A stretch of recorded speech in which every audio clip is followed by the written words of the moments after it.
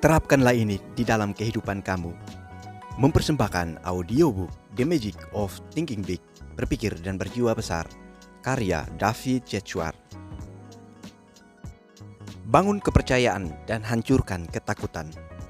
Ada 5 hal yang harus Anda pegang di dalam hidup ini. Yang pertama, duduklah selalu di kursi terdepan. Pernahkah Anda memperhatikan bahwa di dalam pertemuan, di gereja, di kelas, dan di pertemuan lain, bagaimana tempat duduk belakang terisi penuh lebih dahulu? Kebanyakan orang bergerombol duduk di barisan belakang sehingga mereka tidak akan menjadi terlalu mencolok. Dan alasan mengapa mereka tidak mau terlalu mencolok adalah karena mereka kurang percaya diri. Duduk di depan membangun rasa percaya diri. Praktikanlah, mulai sekarang dan seterusnya. Jadikan kebiasaan duduk di depan, di barisan terdepan mungkin. Memang Anda mungkin tampak sedikit lebih mencolok di depan, tetapi ingat, tidak ada yang tidak mencolok sehubung dengan sukses. Kedua, biasakan mengadakan kontak mata. Bagaimana orang menggunakan matanya memberitahu kita banyak hal tentang diri orang bersangkutan. Secara naluriah, Anda mengajukan pertanyaan kepada diri sendiri mengenai orang yang tidak mau memandang ke mata Anda. Apa yang ia coba sembunyikan? Apa yang ia takutkan? Apakah ia mencoba membohongi saya? Apakah ia menyembunyikan sesuatu? Biasanya, kelalaian membuat kontak mata mengatakan salah satu dari 2 hal. Orang gagal mungkin mengatakan, saya merasa lemah di samping Anda. Saya merasa inferior di hadapan Anda. Saya takut kepada Anda. Atau menghindari pandangan orang lain mungkin mengatakan, saya merasa bersalah. Saya telah melakukan sesuatu. Atau saya memikirkan sesuatu yang saya tidak ingin Anda tahu. Saya takut jika membiarkan pandangan mata saya bertemu dengan pandangan Anda akan mengetahui rahasia saya.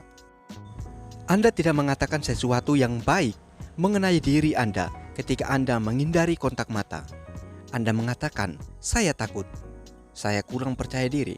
Taklukkan ketakutan ini dengan membuat diri Anda memandang mata lawan bicara Anda.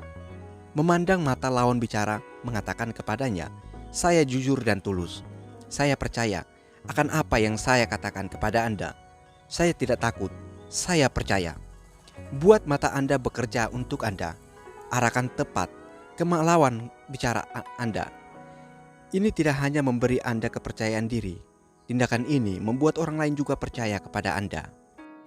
Yang ketiga, berjalan 25% lebih cepat. Ketika saya masih muda, pergi ke desa adalah ancaman yang besar. Ketika kami kembali ke dalam mobil, ibu kerap berkata, Dev, coba kita duduk di sini sebentar dan menyaksikan orang-orang yang lewat. Ibu akan berkata, lihat laki-laki itu, apa menurutmu yang mengganggu dirinya? Atau, apa menurutmu yang akan dilakukan oleh wanita itu? Atau, lihat orang itu, ia tampak murung. Menyaksikan orang berjalan dan bergerak menjadi benar-benar mengasihkan dan memberi banyak pelajaran. Sampai sekarang, saya masih suka mengamati cara orang berjalan. Di koridor, di lobi, di jalan, saya sekali-sekali mendapatkan diri saya mempelajari perilaku manusia hanya dengan mengamati tingkah laku orang. Para psikolog mengaitkan postur yang ceroboh dan cara berjalan lambat dengan sikap yang tidak menyenangkan terhadap diri sendiri, pekerjaan dan orang-orang di sekeliling kita. Namun, psikolog juga mengatakan bahwa kita dapat benar-benar mengubah sikap kita dengan mengubah postur dan kecepatan bergerak. Amati, dan Anda akan melihat bahwa gerak tubuh adalah hasil dari tindakan pikiran. Orang yang sangat tidak puas, orang yang benar-benar sengsara, benar-benar berjalan terhuyung dan tersandung sepanjang jalan. Mereka mempunyai kepercayaan diri 0 besar. Orang rata-rata berjalan dengan kecepatan rata-rata.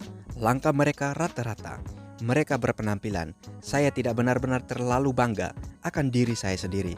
Kemudian ada kelompok ketiga. Orang-orang di dalam kelompok ini memperlihatkan kepercayaan diri yang super. Mereka berjalan lebih cepat dari rata-rata orang. Tampaknya mereka setengah berlari sewaktu berjalan. Cara berjalan mereka mengatakan kepada dunia, saya harus pergi ke suatu tempat yang penting. dan ada hal penting yang harus saya kerjakan. Lebih dari itu, saya akan berhasil. Gunakan teknik berjalan 25% lebih cepat untuk membangun kepercayaan diri. Tegakkan bahu Anda, angkat kepala, bergerak maju sedikit lebih cepat, dan rasakan kepercayaan diri Anda berkembang. Coba saja dan lihat hasilnya. Yang keempat, praktikkan berbicara terus terang. Dalam bekerja dengan banyak jenis kelompok dari segala ukuran, saya sudah menyaksikan banyak orang dengan persepsi yang tajam dan kemampuan asli yang besar membeku dan gagal berpartisipasi dalam diskusi. Ini bukan berarti bahwa orang-orang ini tidak mau berdiskusi, melainkan mereka tidak mempunyai kepercayaan diri. Orang yang malu berbicara dalam rapat berpikir dalam hati, opini saya mungkin tidak berharga. Jika saya mengatakan sesuatu, saya mungkin tampak bodoh. Saya tidak mau berkata apa-apa. Selain itu, orang ini mungkin lebih tahu daripada saya. Saya tidak mau orang lain tahu betapa bodohnya saya. Setiap kali orang pemalu gagal berbicara, ia merasa semakin tidak memadai, semakin inferior. Acap kali, ia membuat janji palsu kepada diri sendiri. Atau yang jauh di dalam hatinya, ia tahu tidak akan ia penuhi untuk berbicara lain kali. Ini sangat penting. Setiap kali kita gagal berbicara, kita mengambil satu dosis lagi dari racun kepercayaan. Kita menjadi semakin kurang percaya diri. Namun, pada sisi positif, semakin banyak Anda berbicara, semakin besar Anda menambah kepercayaan diri Anda. Dan semakin mudah untuk berbicara terus terang kepada kesempatan berikutnya. Berbicara terus terang, ini adalah vitamin pembangun kepercayaan. Manfaatkan membangun kepercayaan ini. Jadikan kaidah untuk berbicara dengan berani pada setiap pertemuan terbuka yang Anda ikuti. Berbicaralah, katakan sesuatu secara sukarela pada setiap rapat bisnis, pertemuan, panitia, forum komunitas yang Anda hadiri. Jangan buat pengecualian, beri komentar, buat saran, ajukan pertanyaan.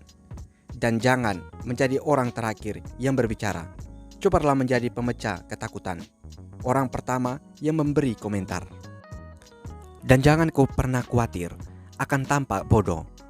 Anda tidak tampak demikian untuk setiap orang yang tidak setuju dengan Anda. Kemungkinannya ada satu orang yang akan setuju. Berhenti bertanya kepada diri sendiri, apakah saya berani berbicara? Sebagai gantinya, berkonsentrasilah untuk mendapatkan perhatian ketua agar Anda boleh berbicara. Yang kelima, tersenyum lebar. Kebanyakan orang pernah mendengar pada suatu kesempatan bahwa senyuman akan memberi mereka dorongan yang sebenarnya. Mereka diberitahu bahwa senyuman adalah obat yang ampuh sekali untuk kekurangan kepercayaan diri. Namun banyak sekali orang yang tidak pernah benar-benar percaya akan hal ini. Mereka tidak pernah mencoba tersenyum ketika mereka merasa takut. Buat ujian kecil ini, coba merasa kalah dan tersenyumlah lebar-lebar pada saat yang sama. Anda tidak dapat melakukannya. Senyum yang lebar memberi Anda kepercayaan diri. Senyum dan lebar mengalahkan ketakutan, menggulingkan kekhawatiran, menaklukkan kemurungan.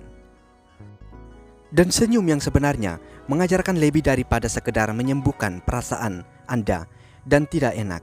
Senyum meluruhkan perlawanan dari orang lain, dan juga secara seketika orang lain benar-benar tidak dapat marah kepada Anda jika Anda memberinya senyuman lebar yang tulus. Suatu insiden kecil yang mengilustrasikan hal ini terjadi pada diri saya. Saya sedang berhenti menunggu lampu lalu lintas berhenti hingga hijau ketika mobil saya ditabrak dari belakang.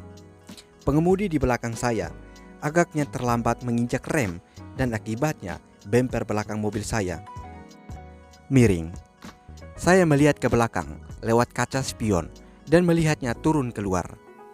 Saya juga keluar dan siap bertengkar. Saya akui bahwa saya siap menyerang secara verbal. Namun untunglah, sebelum saya mendapatkan kesempatan ini, ia berjalan menghampiri saya sambil tersenyum dan berkata dengan nada yang sungguh-sungguh, "Saya sungguh-sungguh tidak sengaja." Senyuman itu dipadu dengan komentar yang tulus meluluhkan saya. Saya menggumam, tidak apa-apa, ini memang sering terjadi. Dalam waktu yang singkat sekali, perlawanan saya berubah menjadi persahabatan. Tersenyumlah lebar-lebar, maka Anda pun merasa hari-hari bahagia kembali lagi. Tetapi benar-benarlah tersenyum lebar, senyum yang setengah-setengah, tidak meyakinkan. Tersenyumlah hingga gigi Anda terlihat. Senyuman besar itu terjamin sepenuhnya. Saya sudah sering mendengar, ya, tetapi ketika saya takut akan sesuatu, atau ketika saya marah, saya tidak ingin tersenyum. Tentu saja Anda tidak ingin tersenyum, tak seorang pun ingin. Kiatnya adalah memaksa diri Anda mengatakan, saya akan tersenyum. Kemudian tersenyumlah. Manfaatkan kekuatan dari senyuman. Thanks for you bagi yang sudah mendengarkan. Kita cukup sampai sini, maaf kepanjangan ya. Padahal saya sudah janji bahwa buatnya itu cuma 4-5 menit. Tapi saya buat sampai di sini. Dan besok kita akan lanjut lagi dengan 5 prosedur yang bekerja bagi Anda. Bangkitlah dan bergerak majulah. Gunakan pikiran besar Anda. Gunakan kecerdasan Anda. Oke? Thanks for you sekali lagi. God bless you.